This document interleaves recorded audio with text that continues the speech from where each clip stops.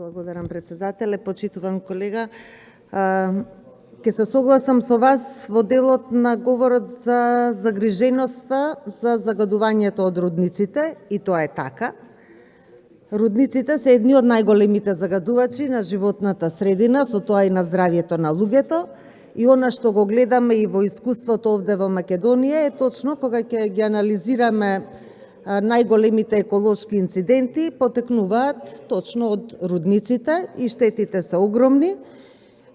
Казните се такви какви што се, може би делуваат високи, но во однос на штетата што се прави, и тоа ќе кажам најчесто е тоа неповратна штета по однос на животната средина и водата, и почвите, и воздухот, загадувањето и како сето тоа се рефлектира потоа на здравјето на луѓето.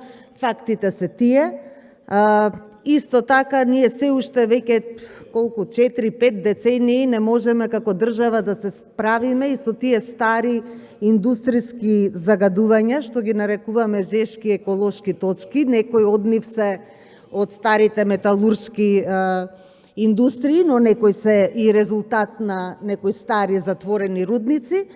И поентата ми е точно тоа да кажам дека рудниците не само што во моментот додека работат предизвикуваат штета по животната средина и здравјето, туку и по нивното исцрпување од прилика некои 20 на години е концесијата, остануваат последиците по животната средина и здравјето на граѓаните. Вашиот аспект во говорот беше повеќе од некоја финансиска компензација, како што ве разбрав, со концесиите во Бучими и Радовиш. Јас сметам дека е тоа недоволно и дека со тоа не можеме да ги надокнадиме штетите на луѓето, туку она што треба, бидејќи апелиравте до Министерството за економија, да ја развиваме зелената економија. Нашата економија да ја трансферираме во одржлива економија, во зелен економски развој, во отворање на нови зелени работни места, кои што се достојни за работниците. И еве само еден пример во контекст на рудниците.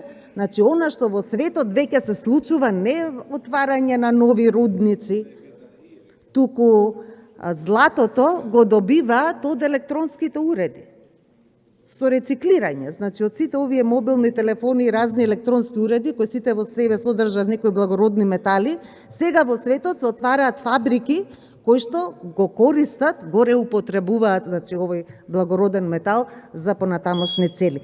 Тоа е иднината. Благодарам.